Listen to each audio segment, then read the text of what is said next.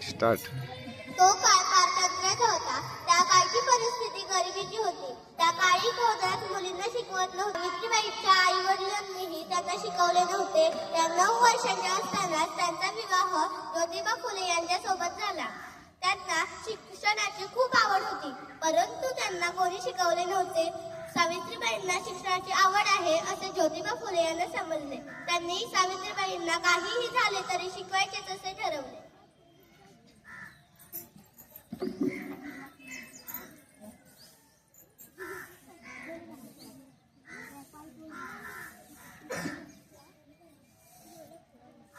अगं सावित्री, झाली का सगळं कामी?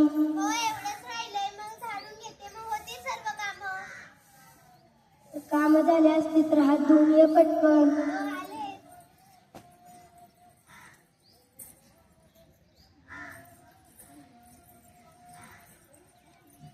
हे बघ सावित्री, मी तुझ्यासाठी काय आणलं आहे. पाटी पेन्सिल आणली आहे. अरे बा, अय्या किती छान. मी तुला आता शिकवणार आहे. हो, मला पण खूप शिकूशी वाटतंय. अननसाचा, अननसाचा, आईचा. आईचा. वा सावित्री, तू लवकरच शिकली. हो, आता आपण आजूबाजूच्या मुला मुलींनाही शिकवता. हो, मी इकडच्या आजूबाजूच्या बायकांना बोलून त्यांना सांगते त्यांच्या पोरींना शिकवायला पाठवायला. बर. अशा प्रकारे सावित्रीबाईंचे शिक्षण सुरू झाले. आई शिकता शिकता सावित्रीबाई लिहू व वाचू लागल्या.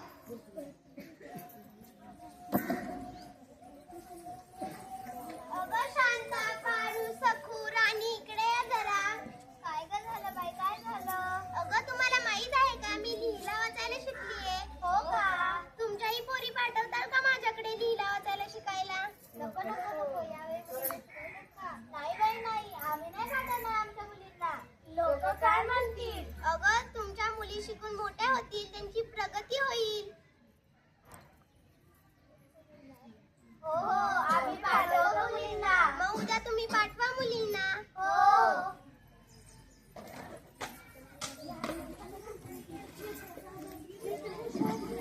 अशा प्रकारे सावित्रीबाईंनी बायकांना शिक्षणाचे महत्त्व पटवून दिले व मुलींना शिकवायला सुरुवात केली.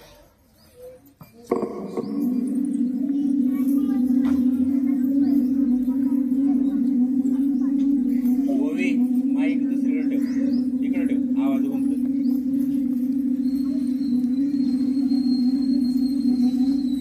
शांता शांता, शालम इकडे या जरा. झालं का तुमचं खेळून? हो. तुम्हाला शिकायला आवडेल का? हो. मग तुम्ही शिकायला येणार का माझ्याकडे? हो. मग चला आपण शिकायला सुरुवात करू.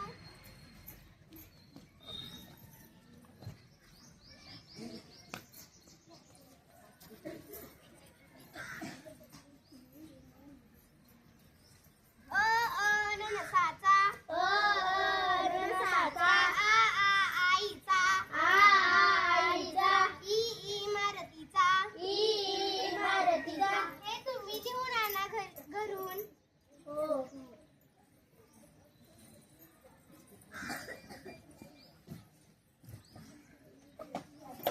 अशा प्रकारे सावित्रीबाई मुलींना शिकवू लागल्या, पण ते त्या काळच्या लोकांना काही मान्य नव्हते. त्यामुळे त्यांच्यात लोकांमध्ये चर्चा सुरू झाल्या.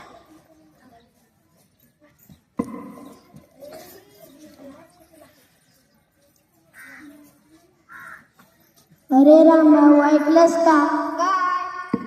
अरे, त्या ज्योतिबाच्या बायकोने म्हणजे त्या सावित्रीने मुलींना शिकवायला सुरुवात केली आहे. हो का? त्या ज्योतिबाने तर करच केलाय. हे जग तर पाण्यातच बुडून जाईल काय.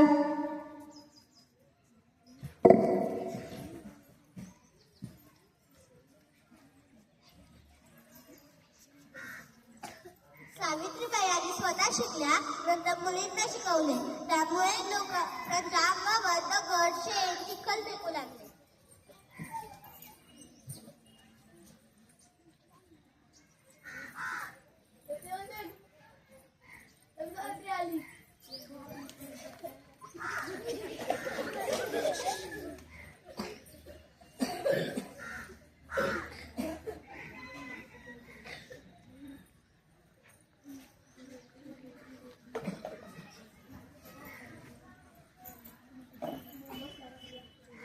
तरीही सावित्रीबाई काही डगमगल्या नाही. मुलींचे शिक्षण सुरूच ठेवले. ज्योतिबा फुले आणि सावित्रीबाईंमुळे मुली मोठ्या झाल्या व त्यांनी वेगवेगळी पदे जबाबदाऱ्या मिळवल्या. आपल्या देशाला प्रगतीकडे नेण्यासाठी प्रयत्न करू लागल्या.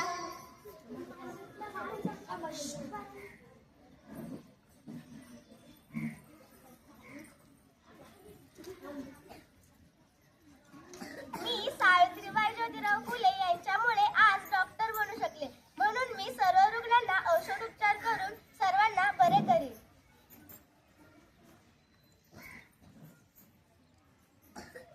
मी नर्स बनले आहे म्हणून मी सर्व रुग्णांची सेवा करेन. मी आता शिकून पोलीस बनले व देशाची सेवा करेन. मी आज सावित्रीबाईंमुळे यांच्यामुळे वकील बनले. मी माझ्या देशाची सेवा करते. मी आता सावित्रीबाईंमुळे शिक्षक बनले.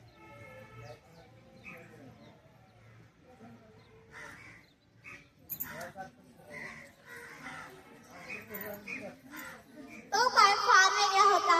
आज आपण विज्ञान तंत्रज्ञानाच्या आधुनिक युगात विज्ञान तंत्रज्ञानाच्या मदतीने सुखमय जीवन जगत आहोत. आजच्या काळात बदललेल्या समस्यांकडे आपण डोळसपणे पाहण्याची नक्कीच गरज आहे. कारण या समस्या जरी छोटे वाटत असतील तरी त्यांचे परिणाम खूप भयानक होऊ शकतात. म्हणून आपण आपापल्या परीने खारीचा वाटा उचलूया. पाहूयात आजच्या सावित्रीच्या लेखी काय काय करू इच्छितात.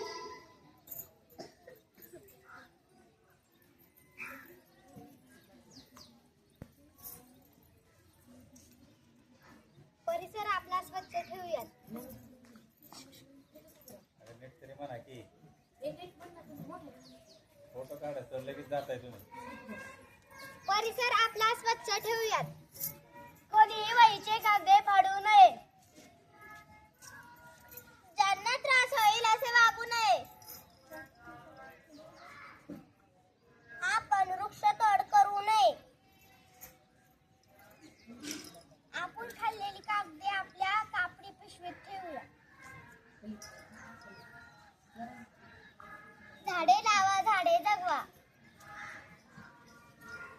कमीत कमी वाहनांचा वापर करावा. आपण जेवढी झाडे लावली आहेत